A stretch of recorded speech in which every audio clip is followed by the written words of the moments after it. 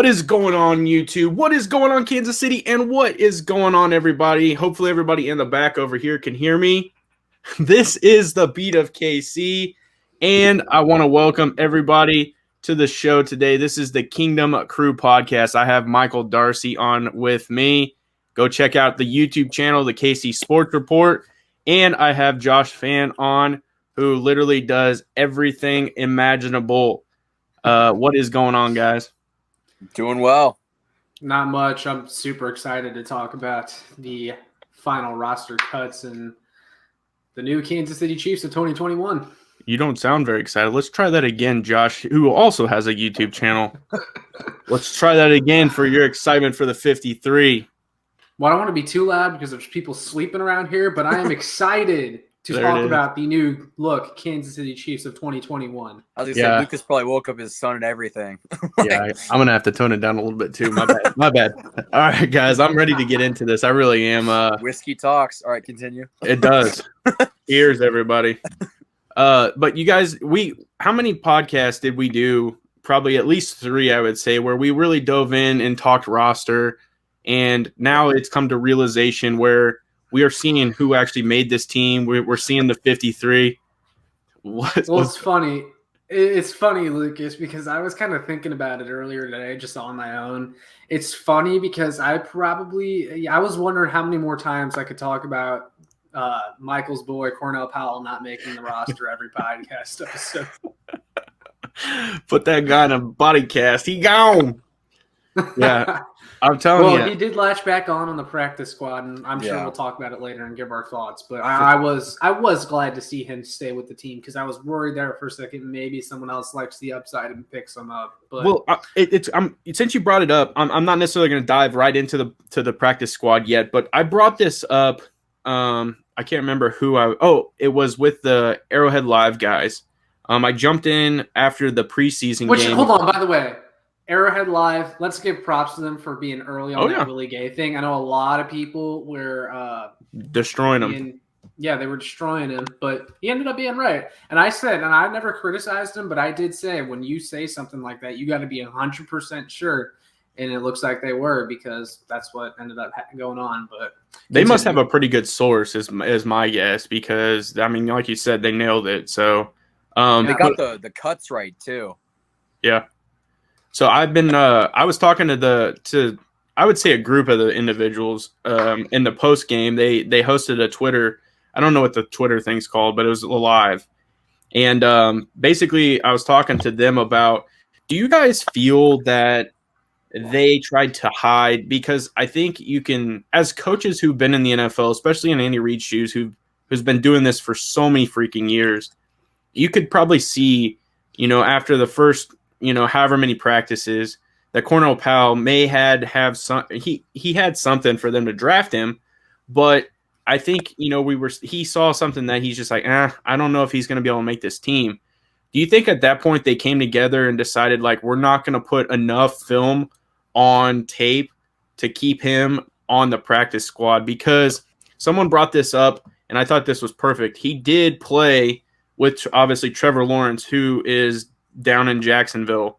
Urban Meyer is looking to pair. I mean, they did draft Travis Etienne with them as well. Unfortunately, he's hurt, but that would have been a place I thought there was a chance he could have latched on if he would have got claimed. Do you think that they just did not put enough film out because they were like, hey, we want to keep him low to the radar and we want to be able to put him back on the practice squad? What are your guys' thoughts on that? That's actually really interesting. But Josh, because I read into that a little bit, and while I understand like the premise of them maybe wanting to do that at a certain point, I kind of struggle to buy that, because if you thought that he was good enough if you thought he was good, let's just say if you thought he was good, then you would want him to go out and show why he deserves a spot on the roster. Like, why hide him? Like, here's my counter argument to that, because I was waiting to see how you answered. Because the Kansas City Chiefs have gone to back-to-back Super Bowls and really have created depth for the first time. I think at almost every position we have depth. And I think at receiver, they knew that they at least had 4 guys that there was no question they were going to make this roster. Then after that, it was, okay, now we can start to consider it. But when you have guys like Fountain step up and some of these other guys, it's like, okay, he's not quite there yet. So let's go ahead and prevent. We see what he's doing in practice. That's not necessarily getting out there, but we don't want to put him in preseason games because that is something that can be out there. So I kind of just wondered. I still wonder if that's an approach to have when they do that, because it's just very interesting. There's been some guys even on the defense that you could say the same thing for that, or we will talk about on the practice squad. Yeah, no, I mean, I can see it. Don't get me wrong. Like, I could totally see them saying, we got other guys we want to keep, so maybe we just keep Cornell Powell on the low so we can just keep him around. But at the same time, it's like, well, if you thought he was good enough to show something, then why not let him show that? So you just give him a roster spot. To me, it's a little confusing, but I understand. And you mentioned like the rise of other guys like Maurice Fountain. I don't know if they quite expected Maurice Fountain to do as good as he did in the preseason. And because of that, you just see other guys go. And Lucas, it's interesting because you mentioned in our last podcast, and I don't want to get too deep into it since we want to start kind of from the top, going down the roster and the positions. But Marcus Kemp was another dude who everyone's like, oh, shoot, he got released. He got waived or whatever it was. I forget if it was released or waived, but he got let go, didn't make the team. And then I was thinking what you said. Marcus Kemp is one of those guys. He's either a chief or he's not. So they knew they could get rid of him and bring him back in some capacity because no one else was going to get him, and they can use the roster spot for somewhere else. For sure. And, I definitely think that that's something that we're going to talk about because, yeah, I mean, that's a perfect example. Let me give my 2 cents on the Cornell Powell conspiracy theory. I think, honestly, I can't even say that's a reason, because if he was that good, or he would have made the team. Like, even if he had showed that upside is more than a reason to put Maurice Fountain on the team over him. And I also think that, he didn't look good in training camp. From what I saw, I remember distinctly hearing the coaches, I think it was Bieniemy, just screaming at him. Maybe it was Tobe. I think it was Tobe. Dave Tobe was just screaming at him. And, from playing sports, what's a good scream and a bad scream necessarily? That was a bad scream. That wasn't a encouraging scream.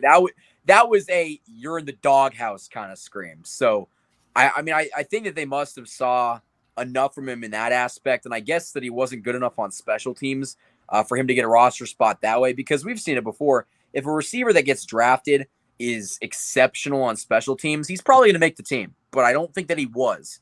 So, when you add it all together, it kind of leads to why he's a member of the practice squad now. Well, and the final thing I'll say on this too, I think that going into it, they drafted Cornell Powell not knowing that Fountain was going to explode on the scene like he did. And then the same goes with Marcus Kemp. They knew that there was a possibility he would be a special teamer, but Marcus Kemp really has stepped up, at least from a receiving standpoint too. And so when you draft a guy, you have every intention, but then you have these other guys who have at least been in the league and understand what it's like to play in the NFL, and they showed out more than Cornell Powell has. And so I get it. That's why I think I'm not necessarily disappointed or really kind of was in shock, but I definitely think that, this could happen more in the future too, just because that, people want to play for the Kansas City Chiefs because they're successful now. So, but yeah, we'll continue on. Let's go ahead and dive into the 53. So I'll let you kind of take over, Josh, since you got the roster pulled up. We'll start wherever you start. Yeah, well, of course, the first one is Patrick Mahomes, Chad Henne make the roster. No shock there, right? Next one, though, running back. They keep Clyde Edwards-Helaire, Daryl Williams, Jerick McKinnon. Derek Gore and Darwin Thompson end up getting cut. I think there's really no surprises there. However, and I'm interested to hear your thoughts on this. So I think from what it sounds like is the team wanted to bring Darwin back on the practice squad. Darwin said, I'm out of here. Signs with the Buccaneers on their practice squad, and the Chiefs turned to Derek Gore, which actually I'm a fan of that over Darwin. I think Derek Gore has more upside than Darwin at this point, but Darwin Thompson ends up going to the Buccaneers practice squad over the Chiefs, and I hear a lot of people kind of on Twitter, like upset about that, like, oh, screw you, Darwin, what a dumb move. And it's like, I love Darwin, and I feel like you guys will probably agree with me here. I love Darwin, but how can you blame him at all? Because every time there was an opening on this team for someone to step up at running back, they always signed someone over Darwin. They always played someone over Darwin. So why would Darwin be inclined to stay at all? He wants to go somewhere where maybe a team values his play style more, and maybe he gets a shot there. Like, I wish Darwin all the luck in the world, and I do not blame him at all. I agree with you, but the problem is it's not like he went to Indianapolis or a place that needed a running back. Tampa Bay's got 3 on the roster, maybe 4. Leonard Fournette, LaShawn McCoy, I believe, is still a member there. Rojo, Ronald Jones, they don't need a running back. So if you're and Gio Bernard, who signed there too. Yeah. So you think that he's just going to magically get playing time in one of the deepest backfields in the NFL? No, he's not. And I almost feel bad for him because I just feel like with the Chiefs, there was a chance that he'd make it back up. I think this is kind of. But the thing is, I don't think there was. Because they never showed any interest in giving Darwin the ball in a real game.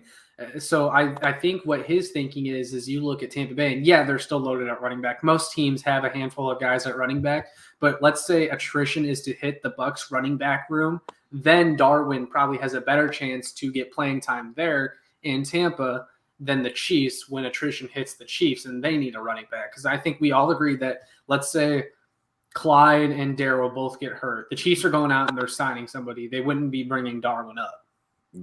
Probably, yeah. I think in this case, though, because it's Gore, they will. I think it was the playing style of Darwin Thompson. I think he had to prove, not necessarily to Andy, but I think he had to solidify a good working relationship with Bieniemy, who obviously was a running back, came up as a running backs coach. Now, I think Darwin, as funny as this sounds, I think he picked a practice squad where he's going to be in warm weather, and he's not just going to be going out and practicing in freezing cold weather. And so he's like, I'll go to Tampa. But all jokes aside, I think he knew the end was there. My biggest thing for Darwin is I think when the time comes, I think he's going to be an incredible football coach. I think he's endured enough to understand what it takes to work hard. I think he understands what at least it takes to work to get onto an NFL team. I think he would be an incredible football coach. But he is. And I do want to say one more thing because I've listened to a lot of Darwin Thompson interviews. He's someone that is a really underrated listen in interviews. But I remember Brandon Kiley, who used to be with 610 in KC and now he's with 101 in St. Louis. He interviewed Darwin Thompson at training camp, and Darwin said, because he was a guy who went JUCO and then transferred after JUCO, and he said that was because he took the long road, not the wrong road, because a lot of people who go to JUCO, it's because the grades aren't there and they don't have good study habits. And Darwin said that he finally realized that he needs those study habits because it translates to the football field and having to get the playbook down, and that's how he got to where he was because he kept that work ethic. He picked up that work ethic and he kept it with him throughout JUCO and college. Finally made it to the NFL as a undersized running back, and I respect him. Won a Super Bowl. I agree with you. Yeah, won a Super Bowl too. And you made a really good point. Derek Gore is another one of those guys you really can't hold down. I remember Blake Schneiders. Shout out to Blake Schneiders if you're watching this. He played with him in Coffeyville, I believe.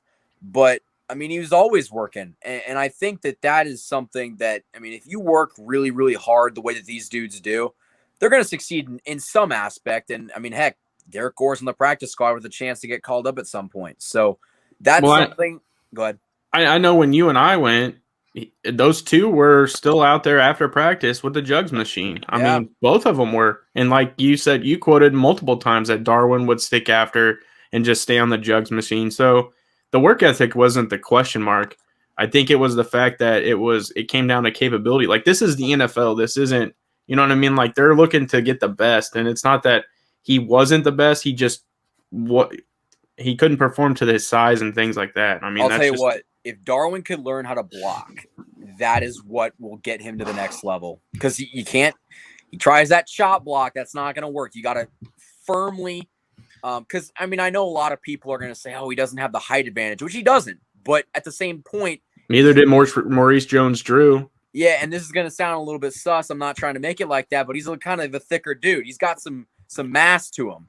So it's not like he can't pick it up. It's just that he didn't. So I think that if he wants to be a more all-around running back, you got to learn how to block. I mean, yeah. All right, let's go to the next one, Josh. All right, so we got wide receiver Tyreek Hill, McCole Hardman, Byron Pringle, Demarcus Robinson, Darius Fountain.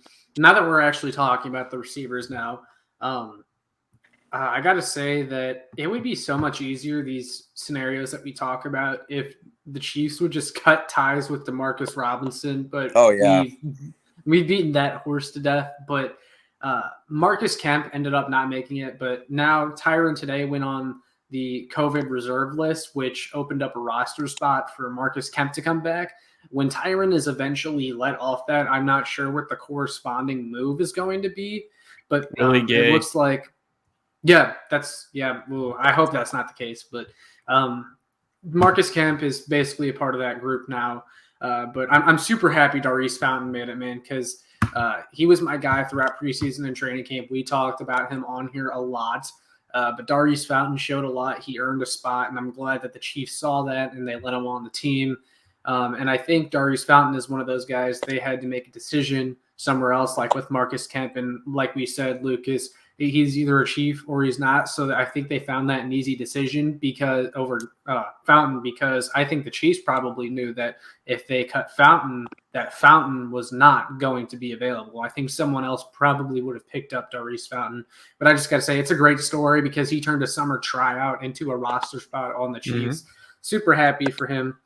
But I got to say, and I'm sure you guys will give your thoughts and then respond to this, but I am still concerned about this Chiefs receiver group just a tad bit, because you got Tyreek Hill, but when Tyreek Hill is not in the game, I question who's going to step up, who is going to be that guy, who's going to separate themselves from the pack of the Byron Pringles and the McCole Hardmans and the Darius Fountains and stuff. And people should be excited about their upside. I'm not saying they're a bad group of receivers, but there's Tyreek Hill, and then there's a huge gap, and then there's all those guys. And they need someone that goes in between, somewhere in that gap.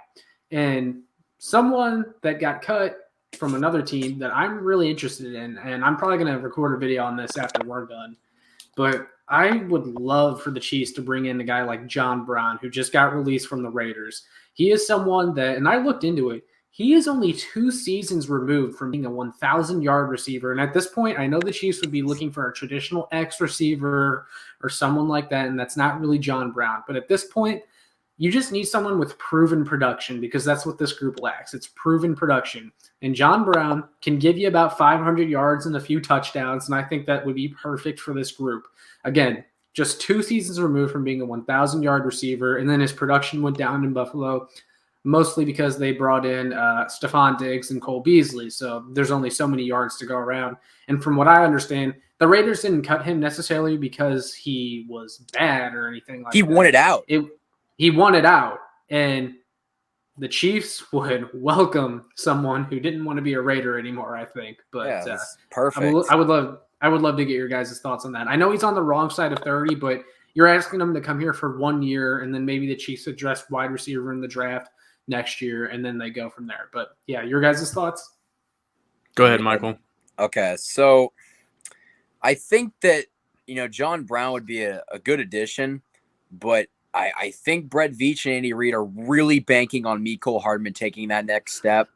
And I think it was Lance Twidwell of The Spoken was talking about it, or maybe he was tweeting about it, that Sammy Watkins and McCole Hardman's stats over the past couple of years have been eerily similar.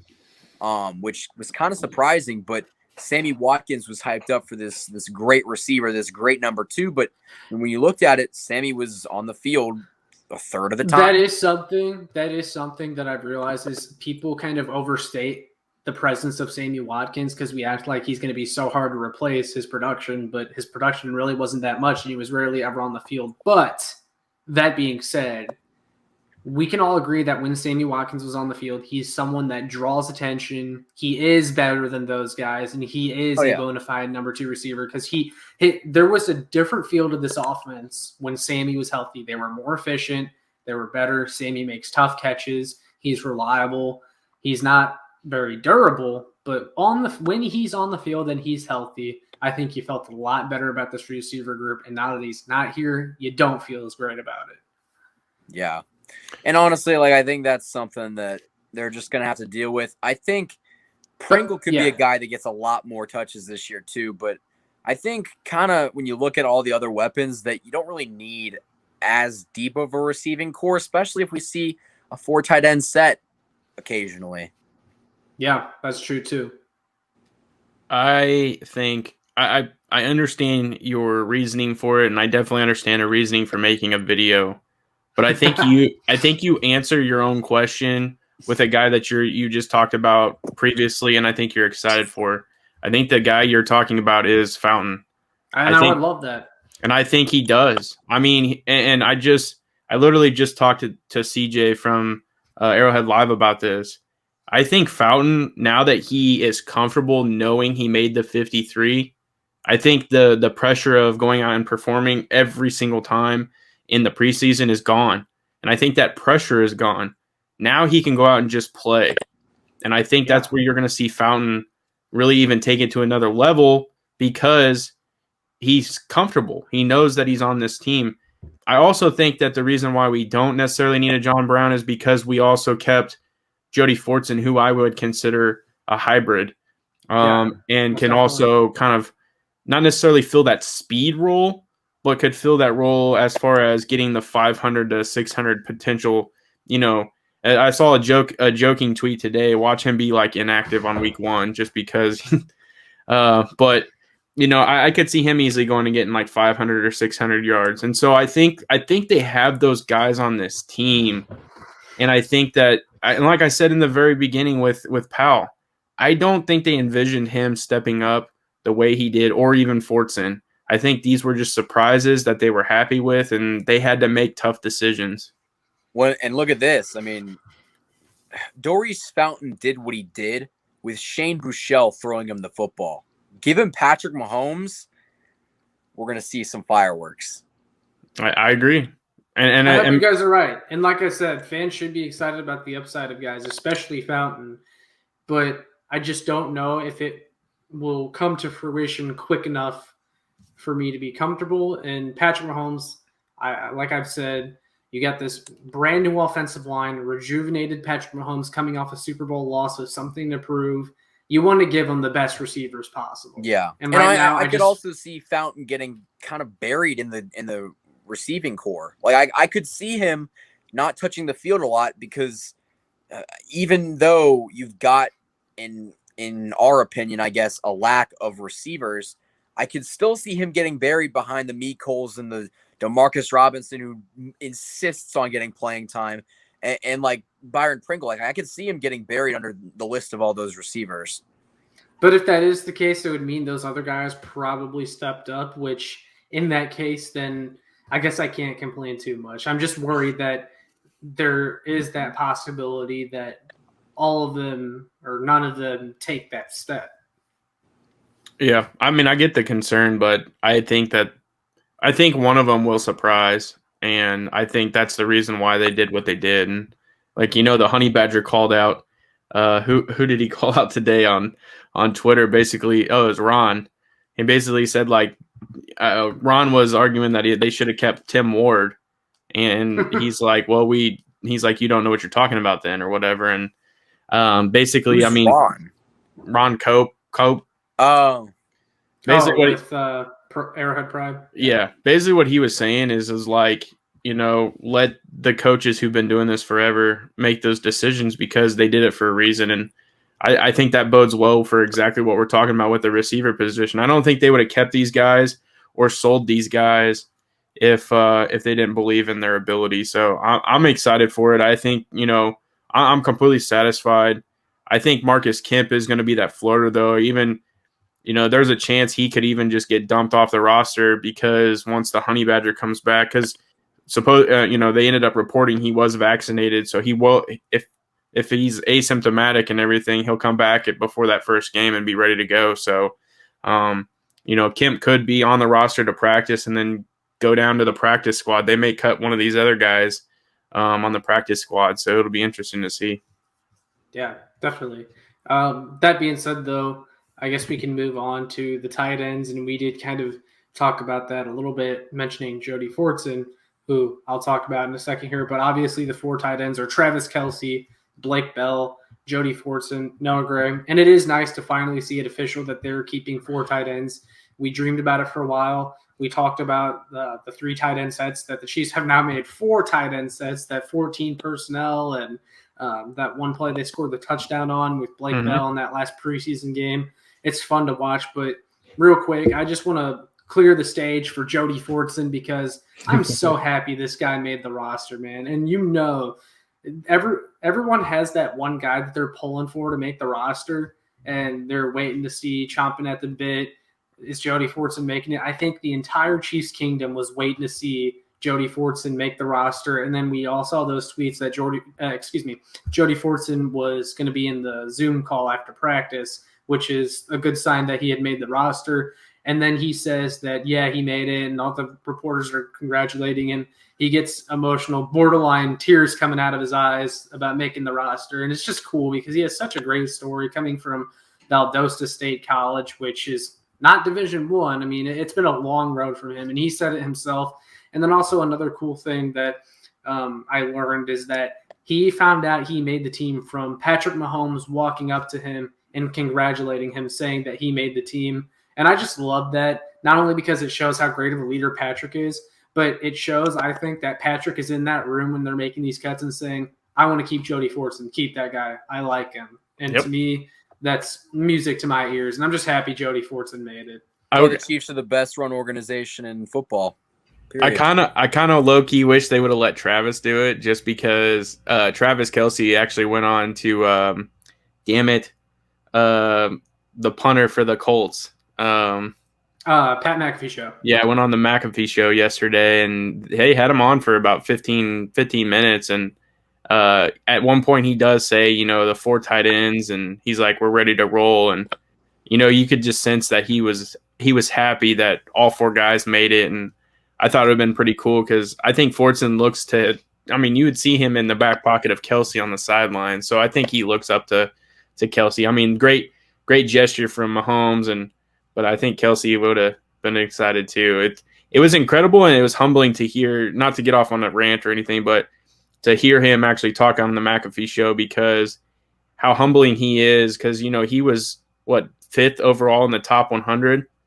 And he's like, I honestly don't really care about that stuff, just because he's like, I want to go out and play. And he's like, I don't really let it bother me. And then he's talking about how his brother was way too low and stuff. But I think that just shows you, like you guys said, what we have and how this is probably the best ran organization.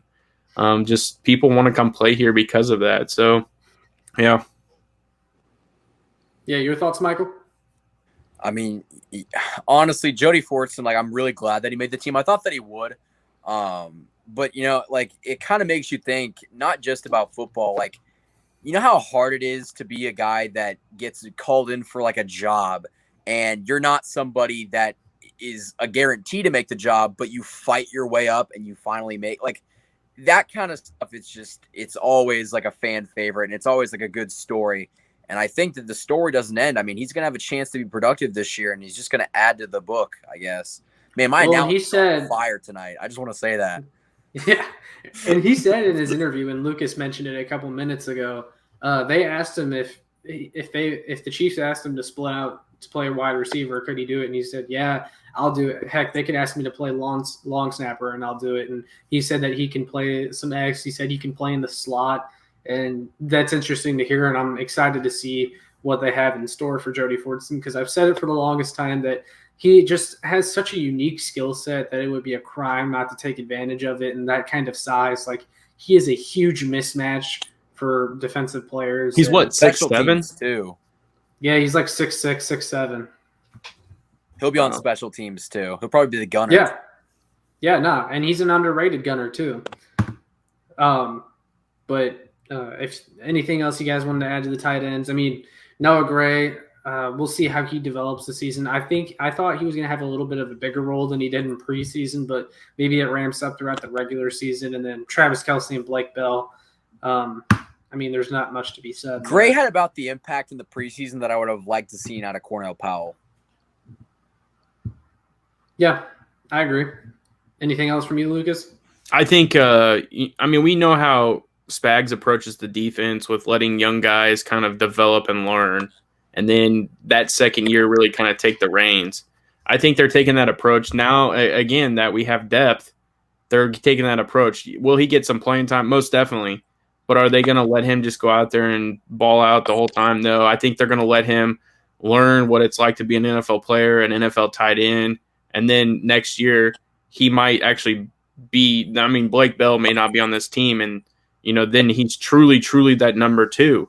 And so I think that's the approach they're going to start taking with a lot of these players. I truly think that was the intention with Trey Smith, and then the situation happened, and now Trey Smith's the starter. But I think they want these guys to learn and develop and understand what it's like to go through a full season of an NFL season, and then go at it next year. And I like that approach. Yeah. Moving on though, offensive linemen, Orlando Brown, Joe Thuney, Creed Humphrey, Trey Smith, Lucas Niang, Austin Blythe, Andrew Wiley, Mike Remmers, Nick Allegretti, Laurent Duvernay-Tardif.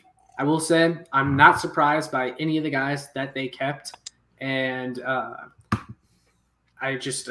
there's not too much to be said. We all knew what the starting offensive line was going to be from the end of the preseason there. But I will say I am a bit surprised we did not see any of them dealt. I'm surprised that the Chiefs did not deal anyone on roster cut down day. Me and Lucas were both pretty adamant that we see the Chiefs make a move of some sort, but they keep all those guys, and that's your offensive line group. I was correct. I couldn't see them. Well, they did deal an offensive lineman with Yasir Durant. Yeah, I felt that went without saying. So yeah, but yeah, honestly, I like this group. I like the fact that they're carrying 10 offensive linemen. You're going to need depth at that position. I kind of go into every season expecting 1 or 2 of them to get hurt. Maybe it's not a season-ending injury, but you're in every play, so obviously you're going to get a little bit banged up. Well, I did float the idea of maybe trading LDT a little bit there as we approached cut down day, and Albert Breer did report that the Chiefs were fielding calls on LDT, but then I kind of sat back and thought about it. The Chiefs don't ever want what happened in the Super Bowl to happen again, and really we've already seen attrition hit pretty hard so far. Austin Blythe, sports hernia. Mike Remmers, back spasms. Kyle Long with the leg injury, broken leg. LDT, broken hand. That's 4 major pieces to your offensive line already with pretty serious injuries, and the regular season hasn't even started yet. So I understand keeping all the depth possible. Well, and going into it, probably if you rewind back to very early on into the preseason, a lot of the projections were Brown, Thuney, even some people said Blythe, and then Kyle Long, and then Mike Remmers. I mean, we've completely changed that offensive line, and I definitely think it's going to be for the better for the long term. But yeah, it's already changed. So yeah, who knows what could potentially happen? I mean, we hope it doesn't happen, but I mean, like Michael said, they are in every play. I mean, accidents happen, roll-ups happen, so you never know. Mm-hmm. Yeah. Anything else you guys wanted to talk with the offensive line group? I think that'll be the shortest one. Yeah, there's not a ton of surprises there. Same thing with this next one, defensive tackles. Derek Nottie, Jerron Reed, Treshawn Wharton, Colin Saunders. I'll go ahead and include the defensive ends in there with them. The defensive ends that make it: Chris Jones, Frank Clark, Mike Dana, Alex Okafor, and Josh Kando. Someone that was, I guess you could call a surprise cut. Towards the end there, I think we kind of all saw it coming, but Tim Ward misses the cut, doesn't make the team. And we actually see him get picked up by the New York Jets today. He's going to their practice squad now. But to be honest, I don't think Tim Ward is the type of player to where the Chiefs are going to regret that or anything. They had a guy in Kando that they drafted that I think we can all agree probably has a lot more upside than Tim Ward. And I did like the flashes we saw out of Tim Ward in preseason and going back to week 17 of last year when he played against the Chargers, but not a ton of surprises out of the defensive line cuts either. Yeah. I mean, I think the biggest surprise for me was that Chris Jones was listed as an edge and not a tackle. That was my biggest surprise, I guess you could say. Low key, I know Josh is going to immediately smile on this. It's got something to do with Frank Clark. No Clark. It really has surprised me about the lack of discussions he's been involved with. I know. I mean, I think the Chiefs, I think they wanted to keep the discussion on Frank Clark to a minimum, given everything that's gone on with him as of recently, and they've done a heck of a job. I have not heard anything about Frank Clark. And you mentioned it, Lucas. The Chiefs are getting used to life without Frank Clark, and I am loving it. I mean, they really are. I mean, I think, as we get into the practice squad stuff, I think because certain players were added, I really think that they thought Tim Ward was going to clear and he was going to make it. And I do think that they added this player that we'll talk about at the very end because Tim Ward ended up getting picked up. And I think the same goes for Keys. I think that they really wanted those two to come back, and unfortunately they didn't. And we knew that. I mean, we knew that some good players were going to get picked up by other teams. I mean, that's what happens when you cut good players. So yeah, Keys went to the Colts, by the way, Michael. I know you slipped that in there. Yeah, he got picked up by the Colts. Yeah. So, did you have anything you wanted to finish there, Lucas? I'm super excited. I think what Darcy said too, with Jones lining up as the DN and on the depth chart being listed as a DN, I think that speaks volumes to kind of what they're expecting. And I really think that that's something that we are going to have to pay attention to as the season progresses. The progressions of Kalen Saunders, was it just a preseason fluke, or is he actually getting a lot better? Is Wharton stepping up the way we expect? How is Mike Dana handling going in and out and playing some DN when Frank Clark may not be there? So I think those question marks are still there because yes, we're seeing them in the preseason, but this is going against the ones for 4 quarters. So I'll be interested to continuously watch this DN and D tackle as we go into this season. But I really like what they've assembled. I think we have the potential to have a very, very, very good front seven, and potentially even a top 10 defense by the time, we're halfway through the season. Yeah, I'm excited for the tackles because I'll admit, I was hard on Colin Saunders heading into this training camp, and he went out and he had a very good preseason and training camp. And you look at the Chiefs defensive tackle group now, it looks amazing, even without Chris Jones listed there now. You got a starting two of Derek Nottie and Jerron Reed in the middle, which is a very stout group.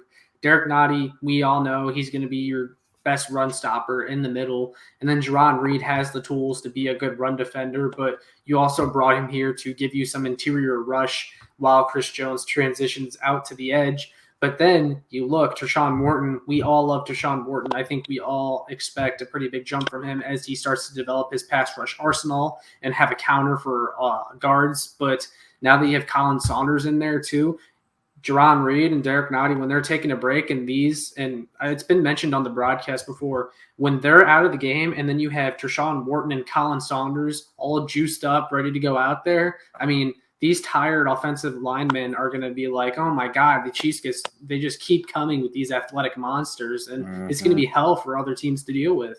Yep. Yeah. And I think, and I'm going to say this right now, I'll probably say it a couple other times, I would not be remotely surprised if Chris Jones put up 18 sacks this year. I wouldn't. I think he's a dark horse candidate for Defensive Player of the Year. I mean, I know it's preseason, but man, he dominated preseason. Oh, if he would have played the entire game, he would have had like 3-4 sacks. Yeah, he looks amazing. Yeah, I'm excited. I think it's because finally they were like, "Hey, Chris, we're gonna let you play the end, but you got to show that you're worth it. Not necessarily worth it, but you got to show us that you want to earn it." And I think he's like, "Cool, you give me the opportunity that I've wanted, I'll go do it." I just predicted on the episode I recorded before this, I think he's going to get 20. I'm on that boat. Wouldn't be surprised. Would not be surprised. Yeah, I think. Do we think, and if he gets those 20 sacks, and assuming the rest of his stat line is up there too, do we think he can win Defensive Player of the Year? Do we think he does enough to end the voters' love for Aaron Donald? I hope so. I really hope so. It all depends to me at that point on how Aaron Donald's done with sacks too, because I think they take into consideration the fact that Aaron Donald's like triple teamed a lot of the time. So it'll be interesting. And now that they don't play, potentially all the snaps of Chris Jones may not be at D tackle. Maybe they take that into consideration too. And so, it'll be interesting to see how they approach that. There's at some point, I feel like Aaron Donald is really good. So maybe I'm wrong on this, but I feel like eventually that voter fatigue is going to set in and these guys are going to be like, we want to vote for someone else other than Aaron Donald. So it's not necessarily that Aaron Donald isn't deserving of Defensive Player of the Year, but they just want to vote for someone else. I feel like if the Chiefs go like 15-2 as well, like if they're a winning team, that'll have something to do with it as well. Yeah, definitely. Going on to the linebackers, Lucas's favorite position, the team decided to keep Willie Gay, Anthony Hitchens, Nick Bolton, Ben Niemann, Darius Harris, which kind of surprised me a little bit. Surprised that's not Amari Cobb, but I think Darius Harris maybe gives them a player that can play a role that Harris has a lot of size. Sorry to cut you off, but he's got a lot of size to him. Yeah, no, he does. But if they had decided to keep Amari Cobb, I'm not sure who Amari Cobb is ahead of on that depth chart. I think they really like what Darius Harris gives them. And then Dorian O'Daniel, once again, squeaks onto this team, and I think that is a Dave Tobe special right there. I was seeing today, they were talking, and I can't remember exactly who it was, but I think Dave Tobe has a lot more pull as a special teams coach than any other special teams coach out there. And I think it's just because the longevity and the partnership that he has with Andy Reid, to where he has enough pull to say, hey, I would like this guy to stay on the roster because of this, this, and this. And I think Dorian O'Daniel is a perfect example of that. I think, if given the opportunity, I think we could see him perform at the linebacker position. I do and have heard rumors that he still struggles with the playbook. That would be insane to me, especially being this far into his career. I mean, it's not super deep, but he's drafted in 2018. Yeah, so if he still doesn't understand the playbook, then he should not be on this team. But I definitely think that this is a Dave Tobe, like, hey, Andy, like, let me pull a few strings, and this is one of them. Right, and I know we talked about it in the last episode, Lucas, but we're still concerned about linebacker depth, but the Chiefs did pick up a guy on their practice squad now who I think has a chance to crack this rotation at some point next season, but I guess we'll save that for the end. Yeah. But that is cool name. Core. Has a really cool name. Yeah. It is a cool name, and I even tweeted that out today too. But I really quickly, I wanted to throw this in there. I think one of the biggest mistakes the Chiefs made this offseason, and it's not one that's going to go it's probably one that no one's even thought about, but I really, really wish they would have kept Damian Wilson for what he was worth. I know, me too. Damian Wilson was a good linebacker that could come in and fill snaps. And I think that if you had a rotation of Willie Gay, Anthony Hitchens, Nick Bolton, Damian Wilson, I would not be complaining about this linebacking core. But the fact that Ben Niemann is a Willie Gay injury away from potentially starting scares the shit out of me. I'm not going to lie. Ben Niemann should not start on a Super Bowl caliber team. He just shouldn't.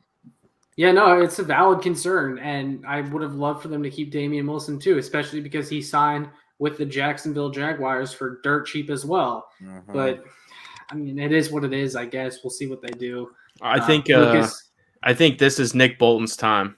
I think, if Willie Gay does actually go on the IR and is out to 3 games, Nick Bolton has a lot to show out for and play for because he is playing for next year too. I mean, we know Anthony Hitchens could go. So I think Bolton, my biggest issue is Bolton's been dinged for coverage. We know Ben Niemann can't, if he fell out of a boat, he couldn't touch water. So that's my biggest concern is that over that middle when they're wanting to do, some plays where the linebacker's covering, my biggest concern is that the separation they're going to be able to get because of that. And that's my only concern. I think Hitchens, obviously, has a capability of doing some of that. But, yeah, I think that's where you're going to see Willie Gay be missed the most is the coverage aspect. And we'll have to see. Maybe some of the safety step up. Maybe Dan Sorensen can help out a little bit with that, or even the Honey Badger. So we'll just have to see. But, it's going to be tough because that first game, I think that would be a good time to expose that. As if the linebackers are really without Willie Gay, I think that the Cleveland Browns can expose the Chiefs linebacking core for sure. Well, I mean, I know the Browns got better this offseason, but we do have to remember that Willie Gay was out for that entire playoff run, and the Chiefs still did okay without him. And now you add Nick Bolton to that group. You lose Damian Wilson, but you add Nick Bolton. So if the Chiefs can do that, then I think they'll be all right this time around too. But we'll just have to see. I think that's pretty much all that needs to be said. Moving on to quarterbacks, and I'm interested to hear what your guys' thoughts are about this one. But Rashad Fenton, L'Jarius Need, Charvarius Ward, Deandre Baker, Mike Hughes, and then Chris Lamons makes the squad, which was a surprise to me. They let go of Bo Pete Keys. They cut ties last year's draft pick. And Chris Lamons, I can't say I saw that coming. However, we do need to acknowledge the Tobe factor here. And Chris Lamons has been a damn good special teamer, and that kind of goes untalked about. That's another Dave Tobe string pull right there. Has to be. Because I talked about it in my video. He didn't have anything in camp that was like, oh, this dude's it. And he didn't show anything that did he even play in the preseason I guess he had to play in the preseason, but that'd be like the equivalent of if Marlon Character made the team. It just doesn't make sense. I agree. I think this, I've said it multiple times, the secondary, specifically this cornerback room, is going to be tested week in and week out.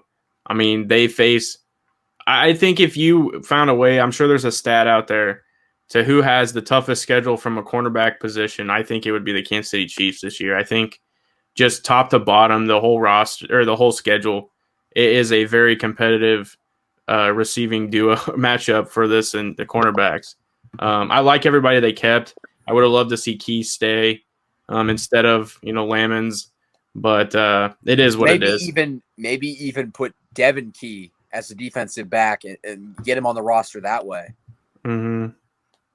Yeah. I mean, I'm surprised that it was Lamons, but I gotta say he's earned it through special teams. But I was gonna say this is the Antonio Hamilton signing this year. Now that I think about it. And if if they wanted Antonio Hamilton back, they can still go and get him. But yeah, you got cut. I do want to say that Antonio Hamilton last year, he had to play some cornerback snaps out of necessity. Horrible. It was not good. It was not good. Was he the one that switched over to running back? No, that was Tremon Smith a couple years ago. Yeah, Tremon Smith. Wait, Tremon Smith's running back now? No, he was for like 2 weeks at Chiefs training camp a couple years ago, and then he switched back to corner, and then he ended up getting cut. I remember he had that play in New England where I think it was a punt or the kick return. Took it 90 yards. I gotta say, I said at some point last year that I don't know what Tremon Smith's doing nowadays, but I would sign him back just to be a kick returner because God, our kick returning was awful last year. Because he made a couple of good plays. all rookie team as a returner or something like that. So I mean, he was a good returner. He just wasn't a good football player outside of that. But moving on. Oh man. Moving on to the safeties, really, again, no surprises. Tyrann Mathieu, Dan Sorensen, Juan Thornhill, Armani Watts. You like seeing Armani Watts make it again because I think he was on the roster bubble going into training camp. But those are your four safeties. Had 2 picks in the preseason. Armani Watts, Stan. That's me. I think if he takes over like a backup role, he could be a very good football player. Because before he just wasn't getting on the field at all on defense, like very minimal snaps on defense. But if he can just grow into a capable backup, I think he could have the Rashad Fenton effect. And Rashad Fenton, I got a lot of respect for Rashad Fenton. Yeah. What do you think, Lucas? And Armani Watts is a much better athlete than Rashad Fenton as well. So you got to love the upside if he can step into that fourth safety role. But anyway, Lucas, what do you think? Yeah, safety is always probably my second go-to, and I like this safety room that we got. I think I do think at some point you see an extra safety come up. I do think maybe Devin Key will come up at some point.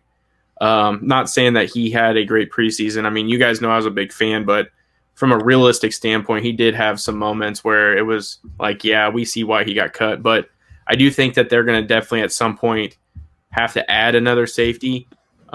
Because, like, for perfect example right now, let's just say Honey Badger can't play. That leaves you with only 3 safeties.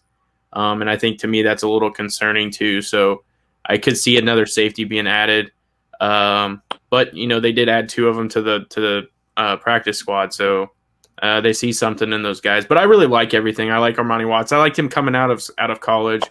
And, I think that, our scheme, it fits these guys perfectly. Like, we know what Dan Sorensen's role is. We know that when Juan Thornhill's healthy, he's a freak and plays that center field, and we let the Honey Badger roam. So I'm a big, advocate for what we did, and I like this safety room for sure. Yeah, me too. But all that being said, that's the end of the roster. Of course, you got your other guys, Tommy Townsend, Harrison Butker. They all made it. But Lucas, why don't you take over and give us the guys who are on the Chiefs practice squad? For sure. So running down, Damone Harris, defensive end, Austin Edwards, who really showed out in that last preseason game. I was a big fan of Austin Edwards. Glad he made it. My guy, Devin Key, obviously made the practice squad. Zane Anderson, who really kind of intrigues me as another safety. So it'll be interesting to see, him develop and come back. Amari Cobb, Daryl Williams, not to be confused with the running back. This is the center. Cornell Powell, one that was not on the team throughout all of training camp and has made this roster is Christian Roseboom, who we talked, excitement for the linebacker. I would envision there's a chance he could come up. Let's just talk about him real quick before you move on, Lucas, because I am really intrigued by this one. This is someone who, from what I understand, the Rams would have liked to keep on their own practice squad. Stood out in preseason. Really good coverage linebacker, which is really ideally what you're looking for is a linebacker that can play in coverage for this team. And he's someone that can play in the middle of the defense too. And he can be a guy in coverage, had an interception in preseason. So I think Christian Roseboom is definitely a guy who could potentially work his way into the linebacker rotation this upcoming season. I'm not going to lie. I've never even heard of him, but I hope he's good. I know a lot of practice squad dudes. When you mentioned the name, didn't know who he was, but wishing the best. Yeah, I think he has a shot. I think at some point you'll see him trickle up there. And it'll be interesting when he does come up. Will he go back down? Is the question. Shane Buchelet should be Anthony Gordon. D tackle Cortez Broughton, and I saw this today. This was brought up, and I think this is significant. So this Broughton guy was actually in last year's franchise video, and it's in the part where the scouts and Brett Veach are breaking down film, and it's showing how they break it down, and they're actually talking about this guy. So if you go back and look, it's episode 2, I believe, and it's about the 4-minute mark, and they really break him down and talk about why they really like him. So very interesting, and so that's something that's on there. He was not obviously on the Chiefs at any point, so an outsider that made the practice squad. Benito Jones, another D tackle, same situation, an outsider that made the practice squad. Receiver Maurice French, one that I'm glad to see. I'm glad to see French come back because I think there's still upside with French, but I wanted to throw that in there. So I was happy to see that. One that I'm very, very, very intrigued by, and I really, again, think that they... Is it my guy? Is it Brown? Yeah, Shakur Brown, man. I was excited to talk about him. 7 interceptions, Michigan or Michigan State? In 7 games, Michigan State. Yeah, he had 7 interceptions in 7 games. Like, absolutely insane production. The only problem was it was such a small sample size because if you look at his tape, because this was a guy I was heavy into during the draft process, I mocked him to the Chiefs a couple times. He was in my final mock draft right before draft day. And really, he is aggressive. He's a little undersized, but he plays with a lot of heart. He's instinctive, and he's got good ball skills, as we mentioned, the 7 interceptions in 7 games. But you would be taking a leap of faith with him because his pass play in college is littered with mistakes, false, steps and everything like that. He was a really shaky player up until that final year. So it was a small sample size, and it's possible that I forget who he was even with, what practice squad before, what team he was with for training camp, but it's possible they just didn't get enough time to see him, so they had other priorities and he didn't make it there. But definitely Shakur Brown, another guy that long-term could end up being an important player on the Kansas City Chiefs. Is he a DeAndre Baker signing almost? Nah, DeAndre Baker had better pedigree coming out, but he was a first-round talent. But you just mean like someone talented that falls into their laps? Yeah, absolutely. Yeah. As crazy as it sounds, I think Brown was Key's spot, and I think if Keys was able to come back, I don't think that they would have gotten Shakur Brown. Yeah, that's interesting. That's an interesting aspect. Do you have any of your own thoughts on Brown? I think he's got. And that's what I'm excited about. I really think that whoever is tracking and scouting the cornerbacks, I think has done a very, very good job. I mean, clearly they hit on L'Jarius Sneed. I mean, they've been able to go get guys like DiCaprio Bootle, who is next on this list, who I think, with some time could make this team. Rashad Fenton is low-key just lurking there. That is a very good corner. So I really like, what we have from a cornerback perspective, and I think that they've been doing a very good job with that. And I think Brown has a lot of high upside. Like you said, there's a lot of risk, but that's why he's on a practice squad, not starting on a team. Yeah. Yeah. Definitely. And is that the end of the practice squad? Are we done? Well, and so here's my thing. So DiCaprio Bootle was the next one. And then I truly think that they were going to hope that Tim Ward made it and he would have been on here. Instead, I think that they were kind of not necessarily caught off guard, but I'm like, we don't really see anybody that we like. They went ahead and added Garrett Dieter to be last. I didn't know that. I did not know that at all. So, yeah, Garrett Dieter. I heard rumors, and I don't know if this is true, that Kemp's on the active roster. Yes. Yeah, he is now with Tyron going to the COVID list. Mm-hmm. Yeah. So that was my biggest thing, man. And seriously, what bothered me the most is when people say cut, like they're talking about releasing or cutting, or versus waivers.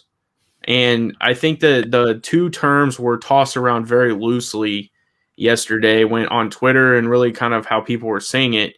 When they were put on waivers, that gave them the ability to get claimed by another team. If they don't, then they clear, then they can go to the practice squad. Not saying that if they outright release them, they can't come back to the practice squad, but they're releasing them for a reason, and they are okay with parting ways with them. And I think that yet was thrown around very loosely yesterday. Like, yes, they released Darwin Thompson, but they waived like Gore, and so that tells me that they waived Thompson because he's like, I'm not coming back, dog. Like, I mean. Yeah, so they probably just released Darwin because they realized, hey, we've done this for a couple years now. It's not working out. You're not willing to – it sounds he probably got called in. He wasn't willing to accept it. So then, yeah, they released him. And I think the same goes for, I think Buchelet was actually released and then signed to the practice squad. So, but, yeah, I think that it's just – it's interesting to see how our practice squad's lined up, and I'll be interested to see as it progresses through, the year, because we see guys bounce in and out of the practice squad all the time. Like, they may see a guy and add him and drop somebody else. So Garrett Dieter may not be on there. He might actually get released. So it'll be interesting. I'm just done with the Dieter saga, man. Just end it. He's not an NFL receiver. Well, and I think that part of me is starting to wonder if that's a Dave Toub signing. I mean, we understand he's good friends with Mahomes and very good in that receiving group, but I kind of wonder if he's part of Dave Toub too, because part of me saw on that Gore screen that went for 50-something yards. Yeah. Garrett Dieter was actually one of the ones out front, like just blowing up blocks for that guy on the way down. So I wonder if they view him as a pretty good special teamer as well. Potentially. I did want to ask one more question because we're almost at an hour, so we'll have a few minutes for your question, Lucas. I know you wanted to ask us, but I wanted to ask you guys real quick. Anyone else that was cut from another team that still hasn't been claimed, or heck, maybe they're claimed already, but I'm just curious, what other guys got cut from other teams or waived from other teams that you would have liked to see the Chiefs pick up, or that you would still like to see the Chiefs pick up? Anyone in mind? John Brown is the only dude that I can think of. Johnson from who cut him? It was a surprise cut. The Chargers. Yes. Him, and then was it Fulgham? Yeah, Travis Fulgham. Yeah, those two were because of how, we needed a receiver. So those two were kind of my go-to guys. All right. Where was I was just Fulgham? curious. Eagles wide receiver. Gotcha. Yeah. Which was surprising for them is, it was a surprise for a lot of people, I think, up there. Yeah. He's a deep threat, that's for sure. Kiki Kuti, I'm not as impressed with him as other people probably would have been, but I think something important, and I know he already got picked up, but I think an important factor there was he was one of Mahomes' guys in college, and sometimes you got to think. Where'd he get picked up to? It might have been Indianapolis too. Was it? I could be wrong, but he did get picked up by someone else. Yeah. All right, Lucas, I know you wanted to ask us a question kind of leading into week one, but go ahead. Yeah, so I'm interested to hear your guys' thoughts. Obviously, we understand that the 53's wrapped up. We know going into it kind of what we're expecting. What is the biggest matchup you're looking forward to? And so my example would be, and I'm not saying this is the one I'm specifically looking at, but like Odell and Jarvis versus our corners. Obviously the opposite would be a lot of people are saying our linebackers versus Kareem Hunt and Nick Chubb. So from just using those two examples, what are you guys looking forward to in this matchup? Did you want to go first, Michael? I mean, I can. You can though if you want. All right. Well, paper, rock, scissors. I feel like Michael is going to say the new offensive line versus the Browns defensive line. Dude. Yeah, I figured that's what you were going to say. Yeah. So I'll go with, and Lucas, you kind of mentioned it there. I am intrigued about the matchup between Kareem Hunt and Nick Chubb versus our defensive line and our linebackers, because I know we held them relatively in check in that playoff game, but to do it twice is going to be extremely difficult now that the Browns have a fully healthy O-line, one of the better offensive lines in the league. And then you get to see this new linebacker core versus them. And Kareem Hunt, he still wants to make it a personal thing, I'm sure, and he's going to be coming out looking to do good. So I'm definitely interested to see how our new run defense does against the best running back duo in the league. Okay, so I was going to say the offensive line versus Marcus Garrett. Marcus Garrett, no, Myles Garrett. I'm thinking KU. Never mind. Rock chalk, baby. I know, but I'm gonna go with. I mean, I still think that's gonna be something to look at, but I want to see how our defensive end group gets after Baker Mayfield, because their offensive line's pretty good.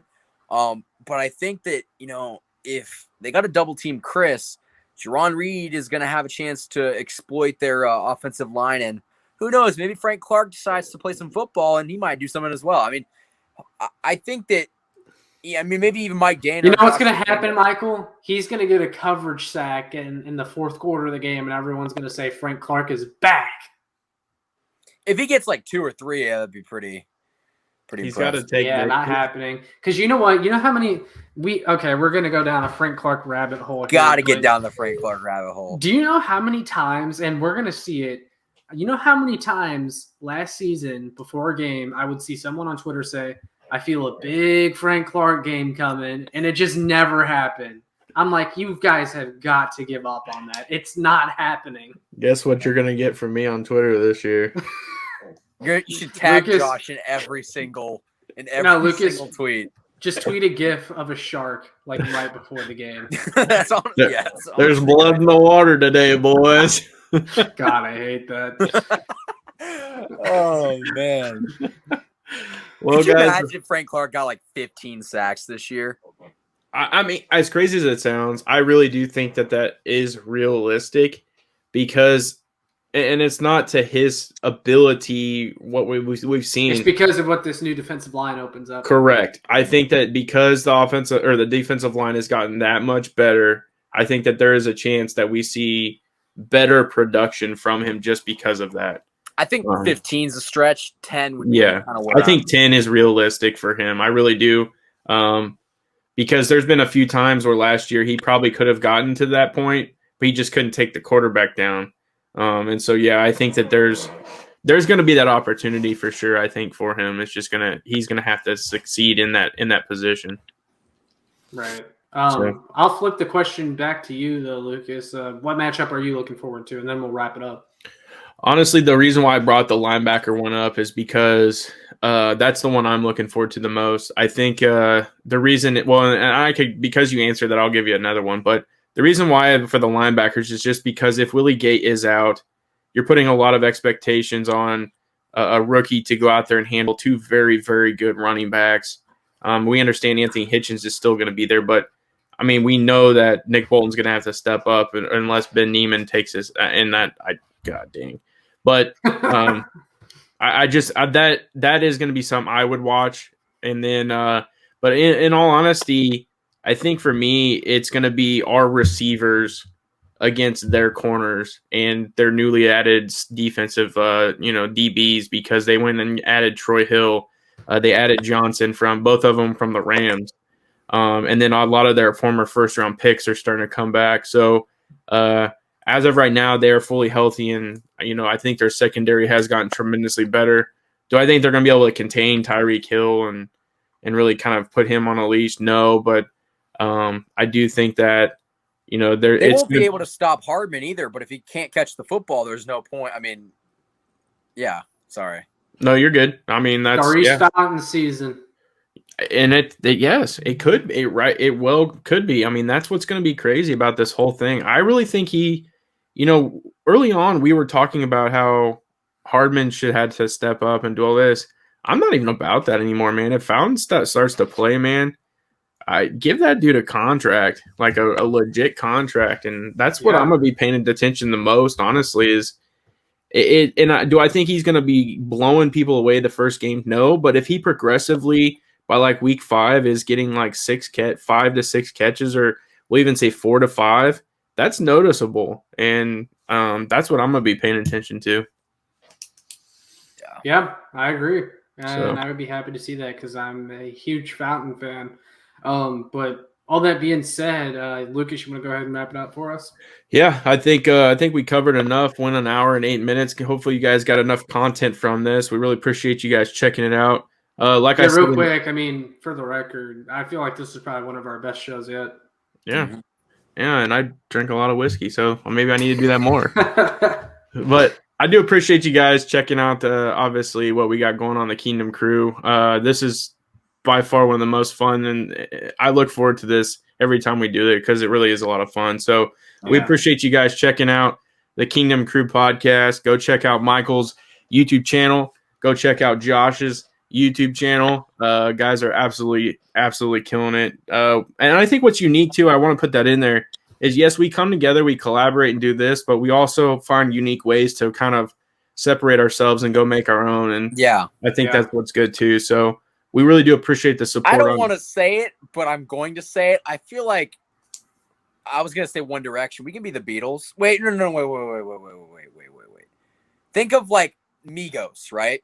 How they can. Oh God, where's he going with this? They can branch off and still make good music. Michael, you're cutting up. Sorry, we can't hear you. And with that being said, when Migos comes together, they create culture too. When they split up, they still make good music.